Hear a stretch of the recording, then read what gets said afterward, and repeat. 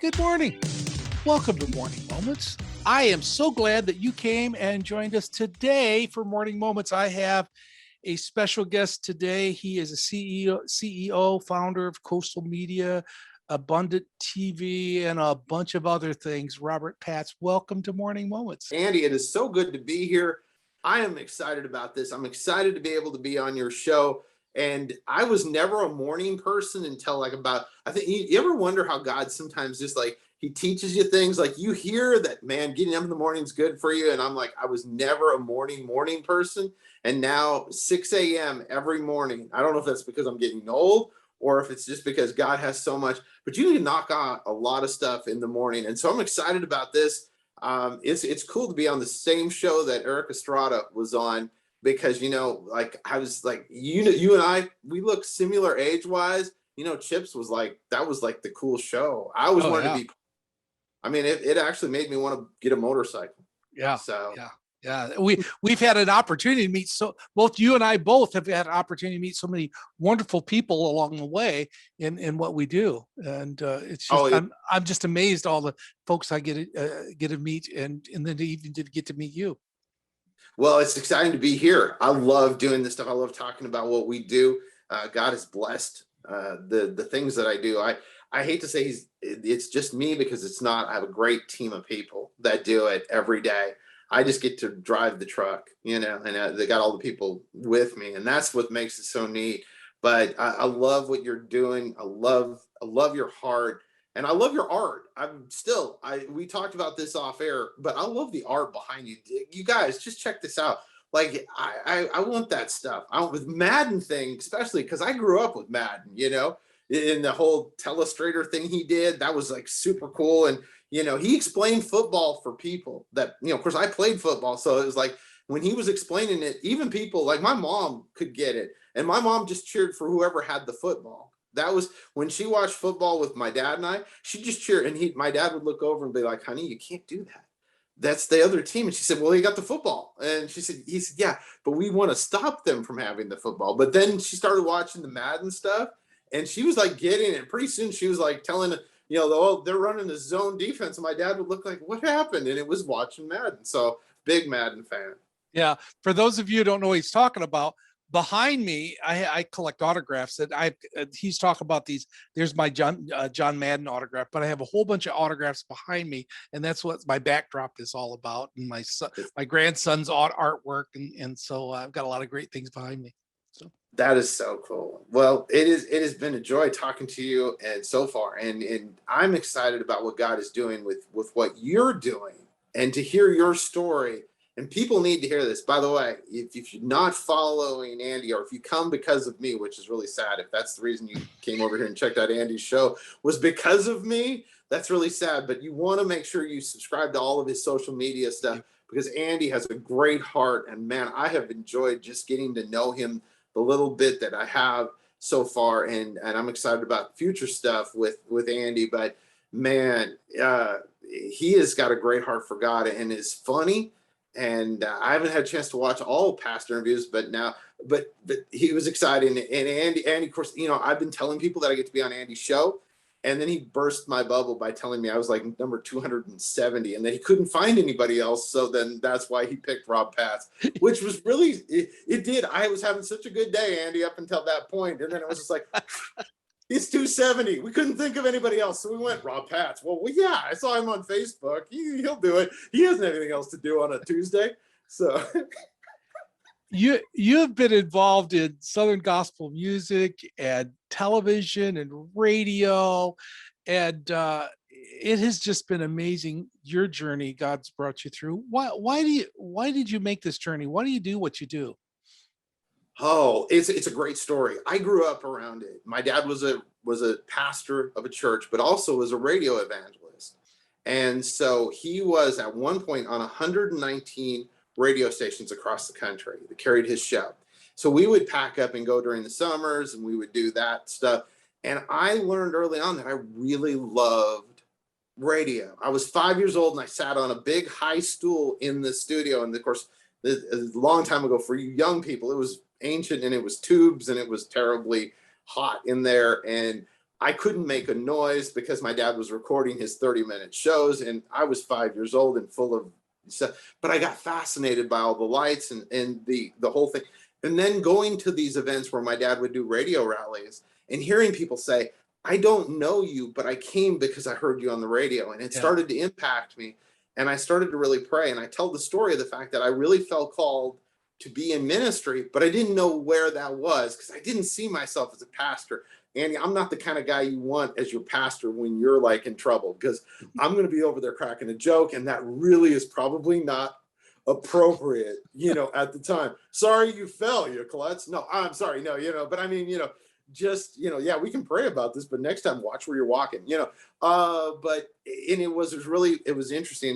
My dad had a pastor come who was a media pastor, which at that time, long time ago, was a very unheard of thing, now very common. And he was a media pastor for a large denomination. And he came and he spoke. And at 13, that was when I really felt that calling to really, that was where it was going. I didn't understand what that meant, whether I was going to have to be a pastor to do it or whatever. So I'm actually the shortest alumni, and I want to give a shout out, Summit University. Yeah, go whatever we were again. I can't remember. One day I was there. Thank you though for letting me come and speak. I appreciate that at the alumni thing. But in life, I started to do that, and I really didn't know. So at 19 years old, I was between going to Summit and finding another university that would accept me with my high scholar abilities. And my aunt and my mom, they're Scandinavian. And so there's lunch, and then there's lunch, which is afternoon, which is coffee, basically. If you're Scandinavian, you'll understand that. And at that time, they sat down with me and they said, you're going to have to get a job, basically, but in a nicer way than that. And my aunt said, why not try out for the radio station? I know they're looking for people. So I started my journey in Christian radio with the worst air check. If you know anything about radio, an air check is where you try out for radio. It is terrible. I own the only copy, thankfully, that exists of 24 minutes of me talking and not making any sense at all. There is no sense to what I talked about. And so we did that. I got hired because they were desperate, which is okay because it got me a job and I got in the door, and I realized that I loved media, and I really did. And this was where my calling was. This is where God was leading me. I, of course, then had to explain to two parents who education was very important. Now, in my family, you didn't talk about just where you were getting your undergrad work, but you were already like about 5th grade talking about where you were going to get your graduate work done at. And so I had to go to my parents when I was 20 years old and explain to them, hey, mom and dad, I got a full-time job in radio. I'm quitting school. And that went really well. I bought dinner though, because I was then making money, which didn't help at all. I got silent treatment from my father for about a week and a half. He then listened to me on the radio and went, this is what you're called to do. And so I started my journey in radio.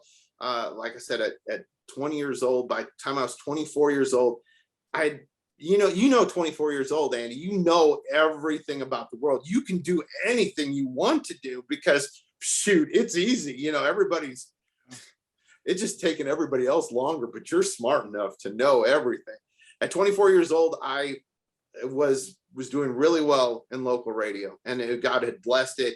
And I decided to do other things because, basically I was smarter than everybody else. And I launched a company called Coastal Media, which was a Christian media company. We helped pastors and content people in the radio world at first. And to say it was a rough go at first, it was really bad. It was a great decision long term. Short term, though, I ate a lot of ramen and really learned a lot. And it basically took 5 years of eating a lot of ramen to get a company going and to really start what was Coastal Media. And during that time, though, I got introduced to Southern gospel music while I was in radio. And it is a wonderful form of music. And if you don't know what Southern gospel is, you need to check it out. You just Google it, and there's YouTube stuff, and there's great music and great artists. Well, during that early time in radio, I started becoming friends with a lot of the folks in the industry. And just over time, God started opening doors. I did a syndicated radio show for almost 20 years. And it was so much fun. And I just started to get into a whole spectrum of jobs that I did in the industry. I did radio promotion. Had the syndicated show. And then in 2003, my dad was is sadly in very bad health. And I was not really doing anything in the Christian world. In fact, I had left my company to take over my mom's company and run that while she took care of my dad. 2003, my dad was very avid reader, very, very big into everything educational, and he loved that stuff. Read like five newspapers every day. And he meets with me. We had coffee together, and he slides this piece of paper across. It was a cutout of USA Today, and it said, "Internet radio is going to be huge. Just believe us. It may take a few years." My dad said, "I want you to go back." He said, "I've talked to your mom. We're going to work out the situation so you can leave the company within a year and go back into doing what you were called to do." And he said, and then he slid a check across the table. And he says, "I want to pay for the first year." Now, at this time, my dad was really sick, and this was March of 2003. By within a couple of weeks, we launched SGM Radio. SGM Radio became super popular. We were one of the first apps. Now, you remember your first iPhone? We all have iPhones, pretty much everybody does. But you remember the first iPhones had what was called Apple Radio. And we were the first Christian station added to Apple Radio. And it blew up from there, and it became super successful. We're in Billboard magazine and all kinds of neat places did stories on us. And it started to then create other opportunities. In 2009, I bought a magazine called SGN Scoops Magazine, which the owner previously was so brilliant. He realized that the world was going digital in 2009 already, and he created a digital magazine. And so we bought the technology and everything that he was doing at the time, and I became a publisher of a magazine, which I always think, Andy, if you don't believe that God has a sense of humor, he puts a guy who can't write two sentences together and he makes him the publisher of a magazine. Seriously, they call it Rob vocabulary because my emails, you have to almost interpret them. There's like a dictionary of words that I create. And here he did. He made me the editor of the magazine. That was 2009. Over time, it's amazing to watch my life evolve. And the different things. Like the magazine has been awesome, and we grew. Last month we had a little over 46,000 downloads of the magazine, and that is humbling to say the least. Out of something that when we bought it was getting about 3,000 people a month that were downloading it. And over the time, I've gotten into doing and creating events. We have an event coming up in Pigeon Forge called Creekside Revival, and it's 4 days of gospel music in Pigeon Forge, and it's end of March 30th through April 2nd. And then we have each night we have a different pastor, and of course Andy and I are both pastors' kids, so we know revival, what happens. So every night we're going to have a pastor, and we're really praying, because this country more than anything now needs to really know that God has to be the center of what they're doing. If not, we're in trouble, in that way. Thank you, Rob. That's there's so much more to your story, and I know that we don't have time for it here today, but I want folks to look at the links down below, find out more about his magazine, he hasn't even touched on Abundant TV and the other things that's going on. I've got to have him come back and talk about some of these other things as well. Before we close, I want to say something that I just felt led by the Lord when you were talking.